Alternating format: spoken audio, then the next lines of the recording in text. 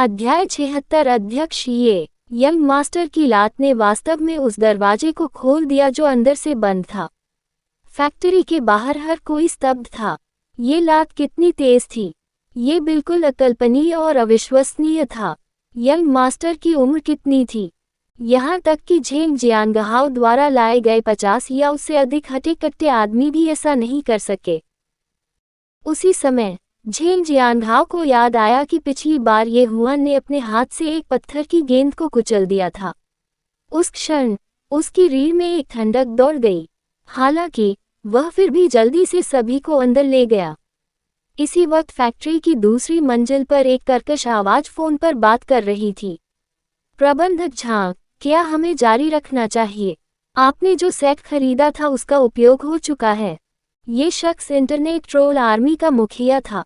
वह व्यवसायों से संपर्क करने और अपने अधीनस्थों को काम वितरित करने का प्रभारी था। जब वे कोई हैशटैग या विषय बनाते थे तो वे अपने ग्राहकों को पोस्ट की संख्या और लोकप्रियता के आधार पर बिल देते थे। आज ये फेई ध्यान के केंद्र में रही और कीमत बढ़ गई। उन्होंने इन नंबरों के साथ झांग ताओ को विशेष रूप से अच्छा दिखने के लिए भी तैयार किया था। ये कई 100 पोस्ट निःशुल्क शामिल करने का परिणाम था। दूसरी ओर झांग ताओ ने बस इतना कहा, पोस्ट करना जारी रखें, पोस्ट करना जारी रखें। मुझे आप पर विश्वास नहीं है। मैं बाद में आपको पैसे ट्रांसफर कर दूंगा। प्रबंधक झांग, ठीक है, पिछली बार का पैसा भी है। आप क्या सोचते हैं? इतना कहकर वह आदमी मुस्कुराया। हे, मेरे साथ मूर्ख मत बनो। क्या आप अब भी मुझसे पैसे मांगना चाहते हैं? अरे, तुम किसी को मरने पर मजबूर कर दोगे। जैसे ही झांग ताओ बोला, उसने अपने होंठ भींच लिए। मुझे थोड़ी देर के लिए एक बुरा सपना आया, मैनेजर झांग, इसका हमसे क्या लेना देना है? अगर वह अभिनेत्री किसी इमारत से कूदकर आत्महत्या कर लेती है तो यह उसका व्यवसाय है। इसका हमसे कोई लेना देना नहीं है। इसके अलावा तुम्हें किस बात का डर है? पहले अपना काम अच्छे से करो, आपको अपना पैसा मिल जाएगा। उन्हें बहुत बहुत धन्यवाद देने के बाद इंटरनेट ट्रोल सेना के प्रमुख ने फोन रख दिया।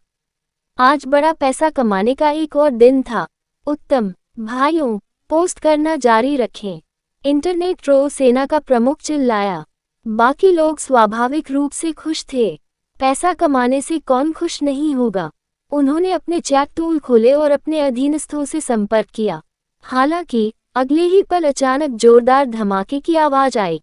यह एक विस्फोट की तरह कारखाने में गूंज उठा, जिसने इंटरनेट ट्रोल सेना के नेताओं को तब तक डरा दिया जब तक उनके शरीर कांप नहीं गए। फिर उन्होंने लोगों के एक समूह को धीरे धीरे अंदर आते देखा। नेता कोई और नहीं बल्कि ये हुआन था। 50 से अधिक हट्टे-कट्टे आदमियों को अंदर आते देख इंटरनेट ट्रोल सेना के प्रमुख को लगा कि दुनिया का अंत आ गया है। आखिर क्या चल रहा था? एक साथ इतने सारे लोग क्यों आए? संख्या की दृष्टि से इंटरनेट ट्रोल सेना से कई गुना अधिक लोग थे। ताकत की दृष्टि से 50 या उससे अधिक लोग काले लोहे के टावरों की तरह थे। इंटरनेट ट्रोल सेना के लिए इन लोगों के खिलाफ खड़ा होना बेकार होगा। भाई, हमने अपना किराया पहले ही चुका दिया है। इंटरनेट ट्रोल सेना के प्रमुख ने अपने डर को दबा दिया और बोलने के लिए बाहर चले गए। झेंग जियांगहाओ ने ये हुआन पर नजर डाली। ये जुबान ने शांति से कहा, पहले उसे नियंत्रित करो। 50 से अधिक लोगों ने तुरंत कर्मचारियों को घेर लिया, जिन्होंने भयभीत होकर ये जुबान को देखा। यहाँ तक कि एक मूर्ख भी बता सकता था कि ये जुबान इन लोगों का बॉस था। हालांकि वे किसी बच्चे को कैसे अपमानित कर सकते हैं? ये जुबान उस बेहद बदसूरत आदमी के सामने चली गई।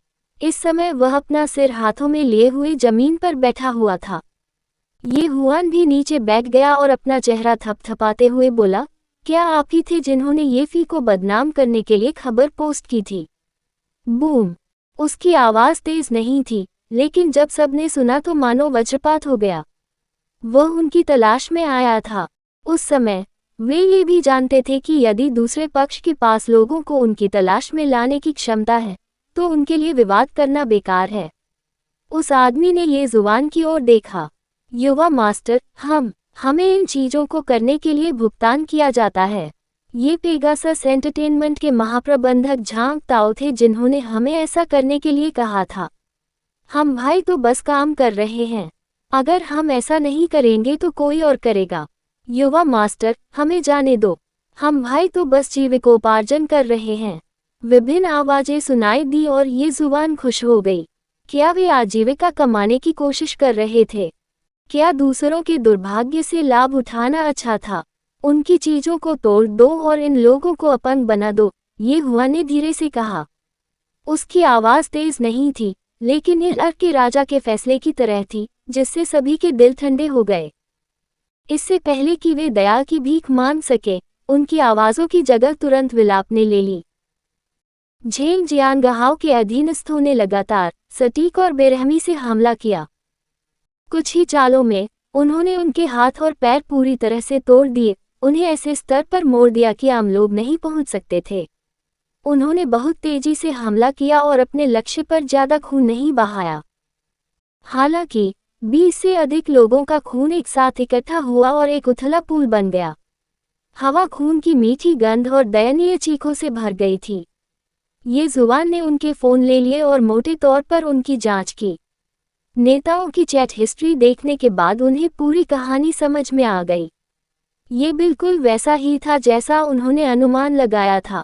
फोन और विभिन्न इलेक्ट्रॉनिक उपकरणों को बिखरते हुए देखने के बाद ये जुबान कारखाने से बाहर चली गई। उन्होंने लियू जोंगलिन, लियू युन और अन्य लोगों से मुलाकात की जो वहां पहुंचे थे।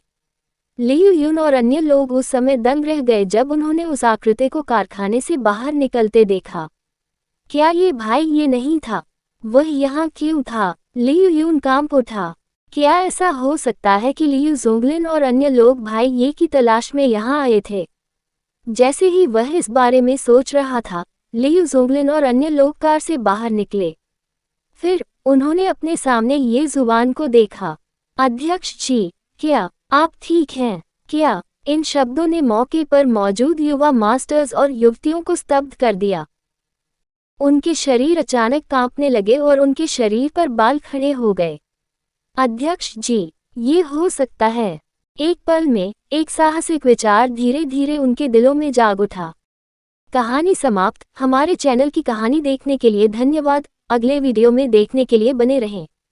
अलविदा।